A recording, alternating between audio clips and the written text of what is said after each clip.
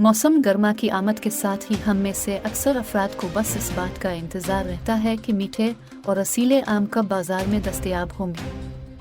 आम न सिर्फ अपने मीठे जायके की वजह से जाने जाते हैं बल्कि ये ग़िज़ाइयत से भी भरपूर होते हैं, मगर एक जानिब वो लोग भी हैं कि जो इसके मीठे जायके की वजह से न चाहते हुए भी इससे दूर रहने पर मजबूर होते हैं।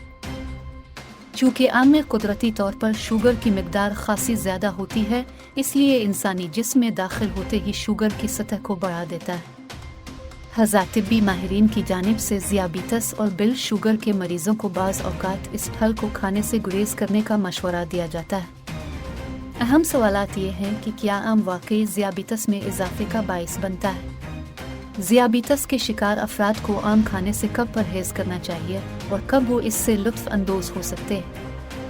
हमने इस तहरीर में उन सवालात के जवाब तिब्बी माहिरीन की मदद से ढूंढने की कोशिश की है। ताहम अगर आप ज़ियाबीतस और बिल शुगर जैसे आर्ज़ों में मुब्तला हैं तो आम खाने से कब्ल अपने डॉक्टर से मशवरा ज़रूर कीजिएगा।